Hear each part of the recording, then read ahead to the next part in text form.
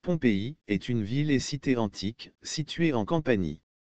Elle est célèbre pour avoir été ensevelie lors d'une éruption du Vésuve, volcan voisin de quelques kilomètres, au cours de l'automne 79 après Jésus-Christ. Les origines de la cité sont mal connues.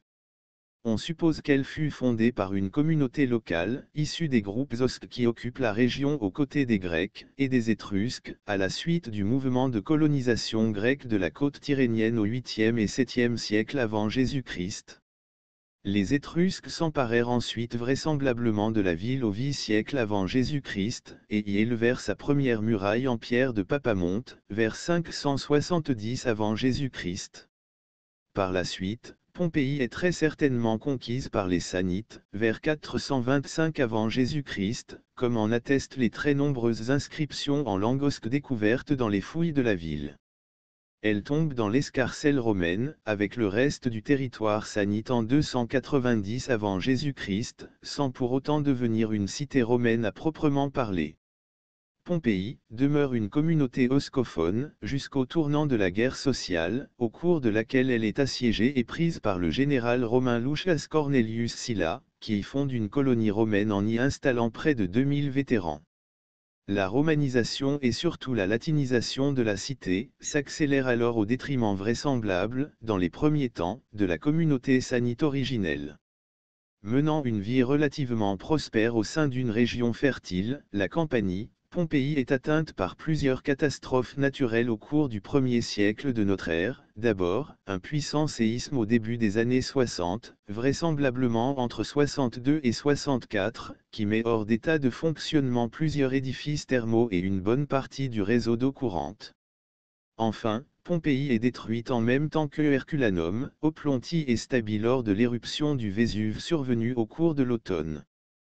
Enfouie sous plusieurs mètres de sédiments volcaniques, la ville est l'objet de brèves tentatives de récupération de matériaux et de richesses au cours de l'Antiquité, notamment sous le règne de Titus. La grande quantité de matériaux éruptifs rend cependant impossible un pillage systématique du site, ce qui paradoxalement va la protéger de toutes les spoliations courantes, dont furent atteintes les villes antiques, au cours du Moyen Âge. La ville sombre dans un relatif oubli, pendant 15 siècles. Malgré quelques mentions dans les poèmes de Stas et de Martial, l'oubli recouvre rapidement le plateau de Civite où la ville se situe. Une première fois, en 1592, les vestiges furent touchés par l'activité humaine, lors de la construction du canal du Sarno. Pompéi n'est réellement redécouverte qu'au XVIIe siècle. Les anciennes cités romaines s'avèrent dans un état de conservation remarquable.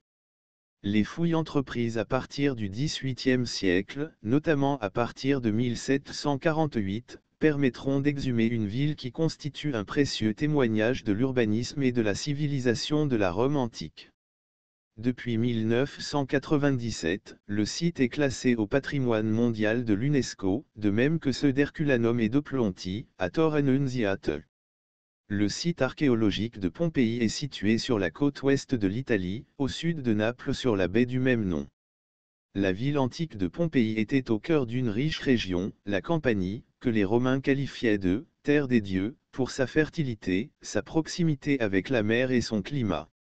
Aujourd'hui, une localité de la province de Naples, porte toujours ce nom, le site antique, Pampé Scavi, en est un hameau. De la fondation de Pompéi à sa destruction. Fondation. Pompéi fut fondée avant le V-siècle avant Jésus-Christ. Peut-être au 7e ou 8e siècle avant Jésus-Christ, probablement par un regroupement de 5 villages osques, Pump signifie 5 en osque, et colonie Pélasge, tombée sous influence étrusque, sur une route commerciale importante. La ville se développe d'abord vers l'est puis dans les directions nord-ouest et sud-est jusqu'à atteindre près de 66 hectares, dont 44 d'habitations, le reste étant constitué de jardins et de champs se concentrant principalement au nord de la voie d'abondance. Influences diverses. Au V-siècle AV. JC, les Grecs introduisent le culte d'Apollon, construction du temple d'Apollon, construction du temple dorique sur l'agora triangulaire. Pompéi n'est qu'une base pour contrôler les débouchés de l'arrière-pays, très fertile. La cité fut sujette des Étrusques pendant presque 50 ans, jusqu'en 474 avant Jésus-Christ, lorsque ceux-ci occupèrent la partie intérieure de la Campanie, comme le confirment les plus anciennes inscriptions trouvées à Pompéi, en langue étrusque, avant d'être englobés dans la zone d'expansion des Saanites. Ces derniers agrandirent notoirement la ville, édifiant alors le centre historique dont les vestiges sont aujourd'hui encore très importants. On le reconnaît notamment grâce à sa muraille d'enceinte plus ancienne, à l'architecture de certaines maisons, celles qui sont caractérisées par l'atrium de type toscan, aux édifices publics du forum triangulaire et au temple d'Apollon dans le forum civil. De 474 à 424, les Grecs reprennent le contrôle de la ville, restaurent les temples, développent un quartier au plan géométrique, région 6, et entourent Pompéi de nouvelles murailles. En 424, Pompéi est reconquise par les Saanites qui prennent le nom de Campanie en arrivant dans les plaines. On se remet à parler l'osque, langue commune aux plus anciens occupants de sources indo-européennes, les Osques, et aux nouveaux occupants, les Saanites, qui étendent les murailles de la ville. Influence romaine. Pendant ce temps, Rome avait entrepris son avancée progressive vers l'Italie du Sud et avait commencé à mettre à mal la résistance des populations italiques. Les peuples saanites durent aussi se soumettre à l'Urbs, après 50 longues années de guerre. Avec la conquête de la Campanie, Pompéi connut donc la domination des Romains, devenant Soche, statut qui comportait le maintien d'une autonomie locale. Entre 214 et 210 avenue J.C. se déroule la deuxième guerre punique, Hannibal part à la conquête de Rome avec ses éléphants. Pompéi, contrairement aux autres villes saanites, reste fidèle à Rome. Cette longue période de prospérité s'interrompt avec la guerre menée contre Rome par les cités italiques dont Pompéi afin d'obtenir la citoyenneté romaine. En mars 1990, les villes saanites se révoltent contre Rome lors de la guerre sociale. Cette fois, Pompéi se joint à elle. La guerre est dure et les Romains conduits par Sylla prennent Pompéi. Ils donnent l'assaut entre la porte d'Herculanum et la porte du Vésuve. Dans ce secteur, la muraille porte encore les traces des projectiles tirés par les machines de guerre romaines. Il nous reste un autre témoignage du siège de la ville. On a retrouvé à différents endroits des inscriptions en osque 6 au total, appelées inscriptions éteintes à cause d'un mot qui s'y retrouve régulièrement, et destinées à permettre aux défenseurs de la ville de rejoindre leur poste rapidement sans se perdre au moment d'un assaut.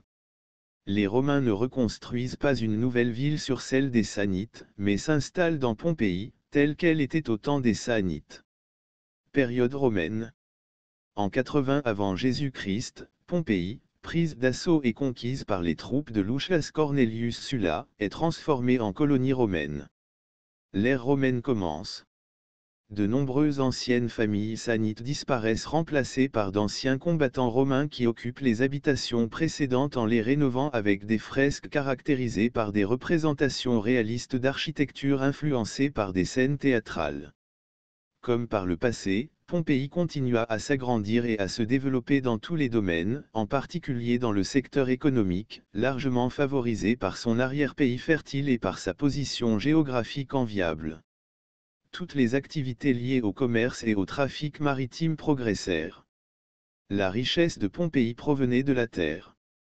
Les fertiles sols volcaniques étaient propices à la culture de la vigne, l'un des vignobles réalisés à partir du cépage Olconianote, près de l'amphithéâtre, suggère que le propriétaire, la famille des Olconi, vendait directement son vin aux spectateurs, et la mer était poissonneuse. Même les pierres de la région rapportaient de l'argent aux gens du cru, elles faisaient les meilleures meules de moulins à huile de tout le pays. Le résultat de ce remarquable développement fut immédiat. À l'extérieur, il conduisit à un accroissement de Pompéi par rapport aux autres villes de Campanie. À l'intérieur, la conséquence fut l'augmentation générale de la qualité de vie d'une grande partie des différentes classes sociales. C'est ainsi que la classe des commerçants et des entrepreneurs, qui avait fait la fortune de Pompéi, ne cessa de se développer, favorisée par l'exportation de l'huile, du vin et des parfums issus de fleurs, roses, giroflées, crocus, feuilles, myrtes, vignes, racines, iris, valériane, ou fruits, coing, myrte, laurier. L'économie florissante entraîna un accroissement démographique considérable, une augmentation du niveau de vie de la population ainsi qu'un embellissement de la ville. Les nouveaux riches, désireux de prévaloir sur la classe aristocratique traditionnellement détentrice du pouvoir, entrèrent en compétition pour faire étalage de leur opulence par le biais de somptueuses demeures, d'objets et de bijoux précieux. Les tremblements de terre les années précédentes ayant à plusieurs reprises endommagé les villas des riches familles patriciennes, beaucoup de ces familiailles étaient partis s'installer dans des régions moins sismogènes et avaient vendu leurs propriétés à ces nouveaux riches, notamment des esclaves affranchis ayant amassé de coquettes sommes dans le négoce, l'agriculture ou d'autres activités plus ou moins louches. L'expansion urbaine se réalisa surtout le long de la voie de l'abondance, Via dell'Abbondanza, centre symbolique de la nouvelle classe émergente. Sur les plans politiques et culturels, l'importance de Pompéi restait moindre. La cité doit sa célébrité tardive au fait d'être restée dans l'état même où elle se trouvait au moment de la catastrophe. Elle nous offre ainsi un aperçu direct de la vie des Romains de cette époque dans une petite ville de province. En 59 survint un événement suffisamment notable pour que l'historien Tacite le juge digne d'être relaté, Annales, 14, 17, à l'occasion d'un spectacle de gladiateurs à l'amphithéâtre, une rixe sanglante éclata entre les habitants de Pompéi et ceux de la ville voisine de Nocere, causant des morts et des blessés. Les autorités impériales intervinrent et tout spectacle de gladiateurs fut interdit à Pompéi pour une durée de 10 ans. Une fresque de Pompéi retrouvée dans la maison en conserve le témoignage. Destruction de Pompéi et des villes avoisinantes. Le 5 février 1962, Pompéi et les nombreux établissements à proximité du Vésuve sont endommagés par un important tremblement de terre qui détruit une grande partie des édifices publics et privés. La date fait encore débat, certains auteurs pensant que le séisme a eu lieu en 63. Les bas-reliefs retrouvés dans la maison de Lucius Caecilius Jucundus illustrent la catastrophe de manière saisissante. Des travaux de restauration sont immédiatement entrepris, nombre d'entre eux s'achevant rapidement, surtout ceux qui concernent les édifices privés. La classe sociale la plus défavorisée subit de graves conséquences, car ces maisons sont détruites. La plupart des édifices publics et privés étaient encore en phase de consolidation et de restauration lors de l'éruption du Vésuve. Vers 70, la cité subit une nouvelle série de secousses telluriques, une partie des habitants, ceux qui en ont la possibilité, quittent la ville pour des lieux plus sûrs, vendant leurs possessions à très bas prix, à des habitants qui acquièrent ainsi de grandes propriétés. En 79, l'éruption du Vésuve entraîne la destruction de la ville. Pline le Jeune, qui était à Misène, décrit l'éruption dans deux de ses lettres à Tacite, un nuage d'une taille et d'un aspect inhabituel. Sa forme rappelait celle d'un arbré, plus exactement, celle d'un pin. Il se dressait comme un tronc gigantesque et s'élargissait dans les airs en rameaux. Le Vésuve commence par déverser sur la ville et sur celle d'Herculanum et de Stabi, toutes proches, une énorme masse de scories volcaniques, en particulier de la pierre ponce. Pompéi est englouti sous une épaisse couche de matériaux éruptifs, jusqu'à 2,8 mètres de scories, lapilli, et quelques 1,8 mètres de cendres. À Herculanum, les dépôts de matériaux éruptifs atteignent plus de 20 mètres. Les habitants qui n'avaient pas pris la fuite, trouvèrent la mort à la suite de l'écroulement de leur maison, sous le poids des pierres ponces, ou par asphyxie, du fait des nuées ardentes. Un auteur plus tardif, Dion Cassius, relate les événements de manière plus succincte et mentionne les prodiges qui les auraient accompagnés, des géants ressemblant à des titans seraient apparus avant et pendant l'éruption. La catastrophe fut longtemps datée du 24 août 1979, la plupart des manuscrits de la correspondance de Pline, mentionnant le 9e jour précédant les calendes de septembre. Toutefois quelques manuscrits portent des dates différentes, en particulier l'un d'entre eux indique les calendes de novembre, 1er novembre.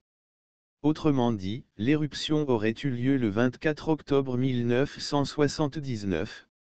Longtemps négligée, cette datation a suscité à nouveau l'intérêt des historiens, au regard des indices de plus en plus nombreux qui conduisent à placer l'événement en automne, dahlias, grandes amphores, semblant contenir du vin fraîchement pressé, braiseros allumés le jour de l'éruption, végétation, noix, figues, correspondant à l'automne.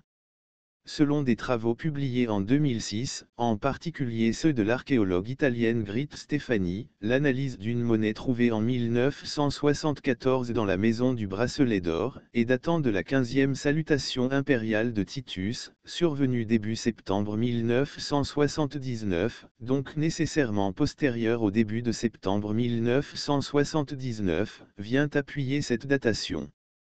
Enfin, en 2018, lors des fouilles de la région 5 de la ville menées par Massimo Osanna, fut découverte une inscription datant du 16e jour avant les calendes de novembre, soit le 17 octobre, éliminant définitivement la possibilité que l'éruption ait pu avoir lieu en été. La ville longtemps prospère était en déclin économique, le vin pompéien était de plus en plus concurrencé par le vin gaulois, ce qui entraînait la reconversion des terres moins rentables. Cette crise et la ruine durable de Pompéi expliquent en partie qu'elle ne fut pas reconstruite. Du fait de son état de conservation remarquable, Pompéi constitue un témoignage inestimable sur la Rome antique. Il est maintenant possible de remonter plus loin dans le temps, aux origines de la ville. Il a ainsi été retrouvé, en certains endroits, jusqu'à 3 couches de sédiments correspondant à 3 siècles bien distincts, les 8e, 4e et 2e siècles avant Jésus-Christ, fournissant des informations précieuses sur la colonisation de la Campanie, avant l'ère romaine. Les fouilles ont mis au jour une ville figée au moment exact de l'éruption, il y a plus de 1900 ans. L'état de conservation du site provient de la couche de matériaux éruptifs, jusqu'à 7 mètres, qui a recouvert le site et l'a protégé des pillages et des intempéries. Les cendres ont également brûlé tous les tissus vivants, puis se sont déposés, créant à la fois une gaine protectrice et une image en creux de l'objet détruit. Grâce à l'ingénieuse technique de moulage développée par Giuseppe Fiorelli qui fait couler du plâtre au sein des poches de cendres, la décomposition des matières organiques crée un espace vide au sein de ces poches, avant de briser la coque de cendres durcie. On peut voir aujourd'hui les victimes dans l'attitude où la mort les a surpris. Certains tentèrent de fuir, de protéger leurs enfants ou de mettre leur argent à l'abri. D'autres sont restés terrés dans leur maison. Beaucoup d'habitants se sont sans doute enfuis tant qu'il en était encore temps. Au cours des fouilles effectuées depuis 1748, on a retrouvé quelques 1100 corps à Pompéi, victimes des chutes de pierre ponce, ou des nuées ardentes qui ont suivi. Même si l'on tient compte des corps, qui pourraient encore se trouver dans les parties non dégagées de la ville, et de ceux qui n'ont pas été recensés, ces chiffres sont relativement faibles. Certains de ces moulages sont exposés à l'antiquarium, au terme de Stabi. D'autres ont été laissés à l'endroit même de leur découverte. 3 corps ont été découverts récemment, une femme enceinte, un chien et un cheval.